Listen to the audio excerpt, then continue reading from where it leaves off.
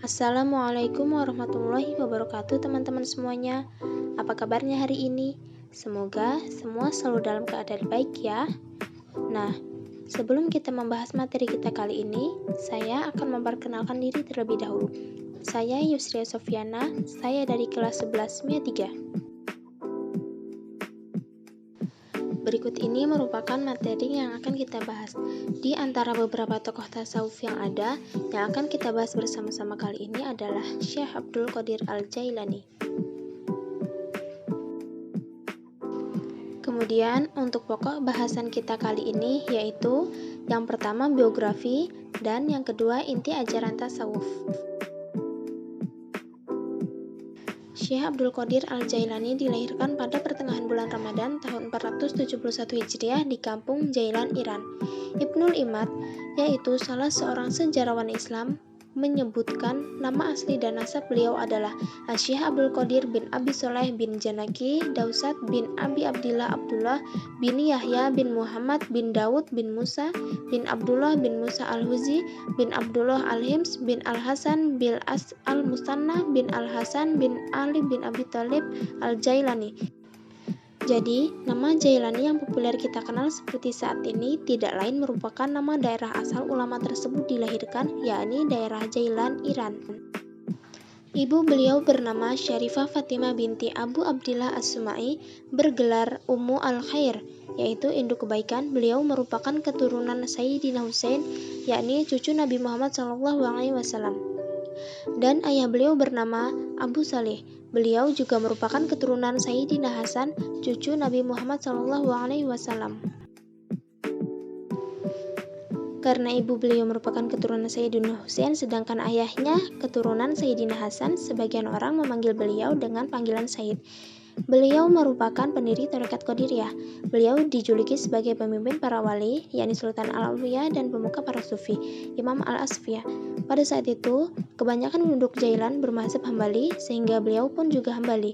Hal ini yang kemudian memantik keinginannya untuk pergi ke Baghdad sebagai pusat keilmuan mazhab Hambali sekaligus kiblat ilmu pengetahuan di masa dinasti Abbasiyah.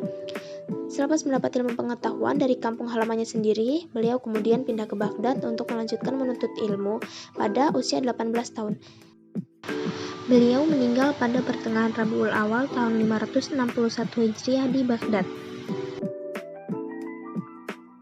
Tasawuf yang dikembangkan oleh Syekh Abdul Qadir termasuk tasawuf akhlaki, yaitu tasawuf yang berorientasi kepada perbaikan akhlak, mencari hakikat kebenaran dan mewujudkan manusia yang dapat mencapai maqam ma'rifat kepada Allah. Beliau adalah seorang sufi besar yang berhasil memadukan syariat dan hakikat secara sinergis serta berpedoman kepada Al-Quran dan Al-Hadis secara konsisten. Beliau menyatakan, setiap hakikat yang tidak berpijak kepada syariat adalah kezindikan. Syekh Abdul Qadir melihat ajaran Islam dari dua aspek, yaitu lahir dan batin. Dalam setiap ayat Al-Quran juga mengandung makna lahir dan batin, misalnya tentang taharah yang berarti bersuci. Bagi beliau, bersuci terbagi menjadi dua. Pertama, penyucian diri secara lahiriah dengan wudhu atau mandi. Kedua, penyucian diri secara batiniah. Diawali dengan kesadaran akan adanya kotoran pada diri manusia tersebut, yaitu dosa. Kemudian dilanjutkan dengan menyesali perbuatan dosa tersebut. Cara penyucian batiniah harus mengambil jalan spiritual. Konsep lahir dalam ajaran tasawuf Syekh Abdul Qadir Al-Jailani adalah aspek formal di ajaran fikih, sedangkan konsep batin merupakan substansi tasawuf. Konsep lahir disebut ajaran syariat dalam istilah tasawufnya, sementara konsep batinnya adalah hakikat. Konsep batin harus selaras dengan fikih syariat Islam. Namun, syariat tanpa hakikat dianggap kosong, tak bermakna. Sementara, hakikat tanpa syariat adalah batal serta tak berdasar. Dalam ajaran Syekh Abdul Qadir Al-Jailani, pengamalan fikih saja tidak cukup dalam beragama, sebab fikih hanya bagian paling mendasar dan tidak menyentuh konsep filosofis ajaran Islam yang mendalam. Untuk bisa menghayati Islam, seseorang harus paham tasawuf agar bisa memaknai setiap amalan fikih yang dikerjakannya.